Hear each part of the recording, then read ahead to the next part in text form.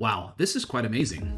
Listen to this clip of Konstantin Kisin of trigonometry say that Christians actually should be given priority when it comes to immigration in the West. Watch this.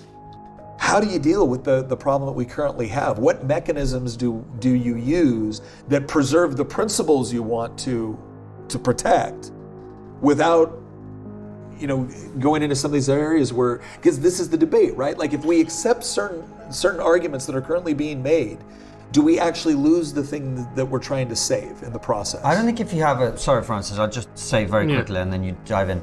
I don't think you lose anything if you have a points-based immigration system in which you get a tick for being a genuine Christian, not someone who says they're a Christian, in which you get a tick for education, in which you get a tick for some kind of skill or trade or whatever, in which you get a tick for other indicators of cultural compatibility and ability to contribute, right?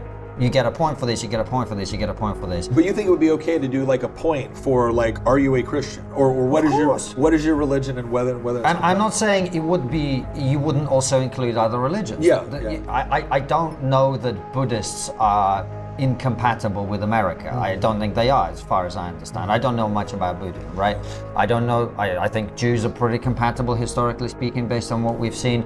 I don't see any, I see some people being hostile to Hindus, but I don't see that being as a result of their religious incompatibility. Wow, I don't know about you guys. I'm shocked even hearing that, because just a few years ago, you couldn't have said that without being labeled racist, bigoted, whatever, by the left and by all kinds of people.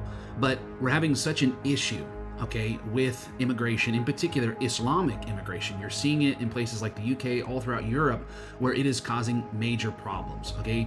There's a rise in terrorism, there's a rise in violence. You look at the grooming gangs there in the UK, it's a major issue. And I think if you go back to the history of immigration in the West, there was a time in nations like mine, America, you could not even qualify to immigrate unless you were a Christian, because my forefathers had the wisdom to know that if we didn't bring in people that were going to have a similar culture and similar values, even similar faith, we weren't going to be able to preserve this America that we built. So we better get some common sense, and we better get some wisdom back into the equation here, okay? Otherwise, we're not going to have America, we're not going to have the West anymore.